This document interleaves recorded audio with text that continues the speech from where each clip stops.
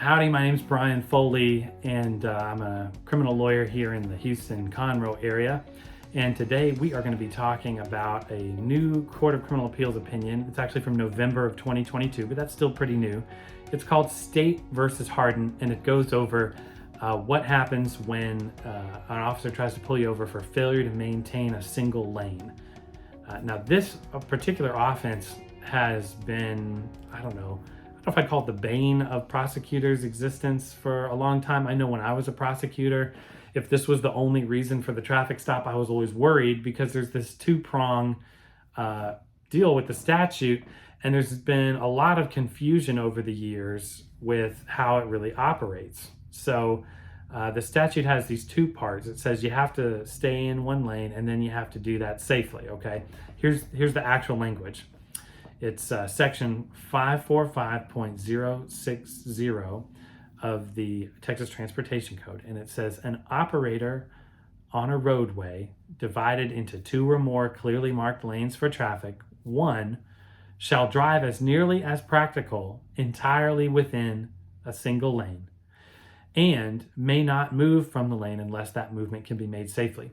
Now, the issue in this case, Hardin versus State versus Hardin at this point at the Court of Criminal Appeals.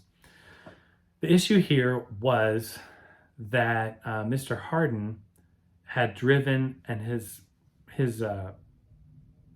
tires had touched the lane marker.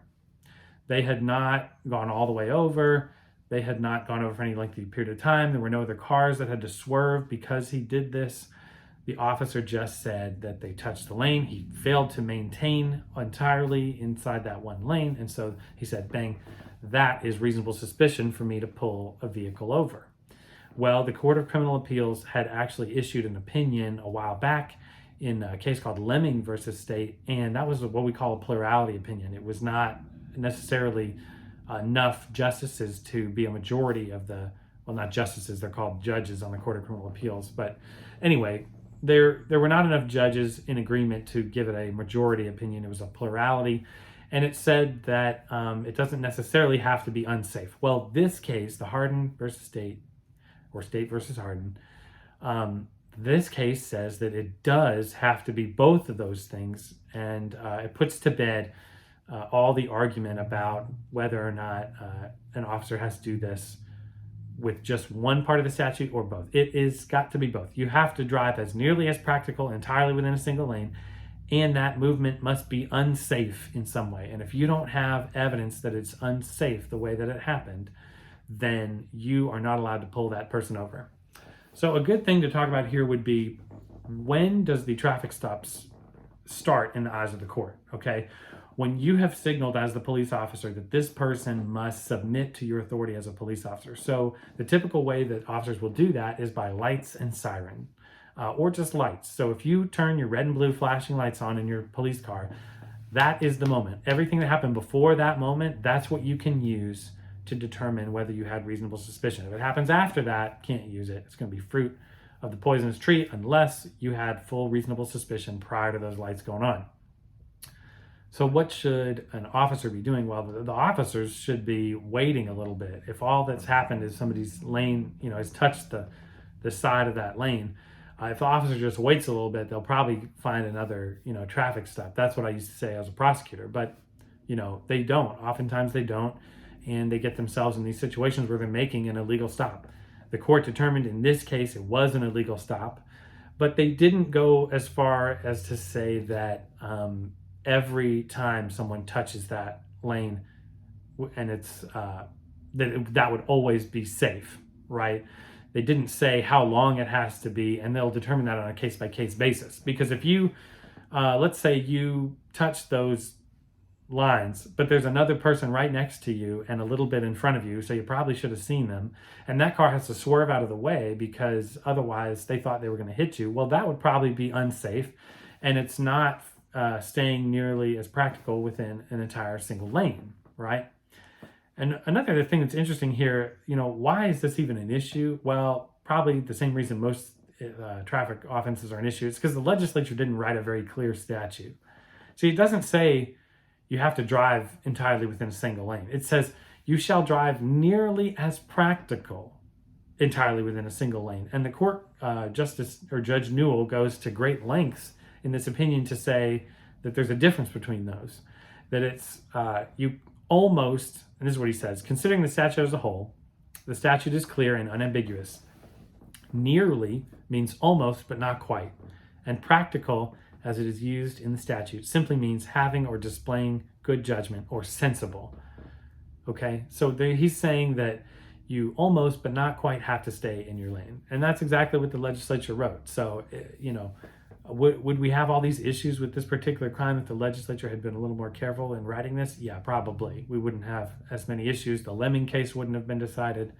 This Hardin case wouldn't have been decided. But as it is, that's the statute. And this is great news for folks who have been charged with the DWI or possession of marijuana or any crime that started off and the reason for the traffic stop was failure to maintain a single lane. If that's the only reason for the stop, then it better have been unsafe, and the officer better be able to articulate why it was unsafe. If all he says is the only other car on the road was me and I saw him and I felt unsafe, that's probably not going to be enough. I think your trial judge, when shown this case and given the proper argument by a good defense attorney, I think you're going to get out of that case. And all the evidence, no matter how drunk you were, or no matter how much drugs were in the car, or if they found a body in the car, if the only reason was this traffic stop, it's going to get suppressed unless what you did was both nearly or almost but not quite within the lane and it was made in an unsafe way. If they can't prove both of those things, the state's case is cooked, okay?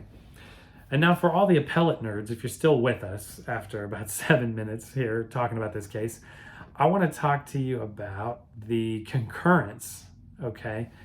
And let me just pull that up. So the concurring opinion was by Justice Keller, okay? And Justice and Slaughter, okay? But this is a signal to prosecutors. This concurrence is a signal to prosecutors that they ought to try to expand one of the Supreme Court precedents into Texas law. And I personally think this is probably not possible under 3823, but it says this.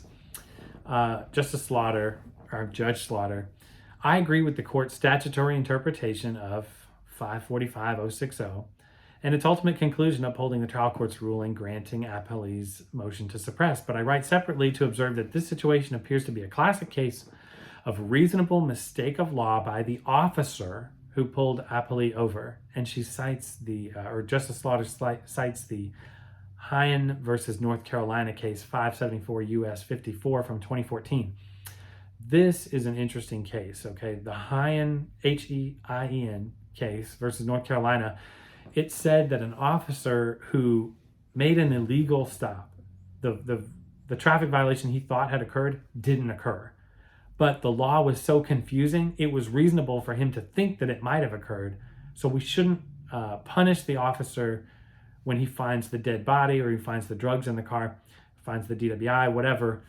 The Supreme Court in the United States held that even if the officer made a mistake, as long as it was a reasonable mistake and that it was kind of a confusing law in the first place, well then, we're not going to suppress the evidence. We're not going to apply the exclusionary rule, meaning that the case gets dismissed because all the evidence that gets found after that illegal stop gets suppressed.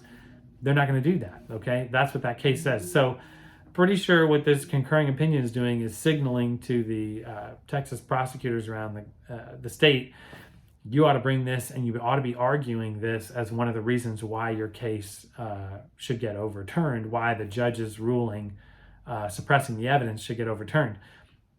Because if you don't argue that at the lower courts, the Court of Criminal Appeals can't consider it. And the judge knows that, and knows that this argument can't win, and it agrees with the majority opinion, but writes this, I think, as a signal to those prosecutors. So if you're a defense attorney out there and you're doing appellate work, you might want to pay attention to this because the state's probably going to start arguing, at least at the higher levels, that this Hardin versus North Carolina should apply. And here's the argument against it, right? If you're a defense attorney and you're handling this, I think the clear argument against it is that 3823 of the Texas Code of Criminal Procedure says that any violation of law means you're going to have the exclusionary rule apply, okay? And reasonable mistakes of law under Hardin versus North Carolina, it's great for the federal prosecutors, but doesn't apply in Texas. because we have a codified exclusionary rule. It's 3823. I think that puts it to bed. So maybe Judge Slaughter, this homage to prosecutors out there, hopefully that'll get swatted down. And it wasn't mentioned in the majority opinion by Judge Newell. I think there's a reason for that. Thanks for tuning in. This has been some case law updates with Brian Foley. If you like this video, like, subscribe, watch us for more stuff. Thanks.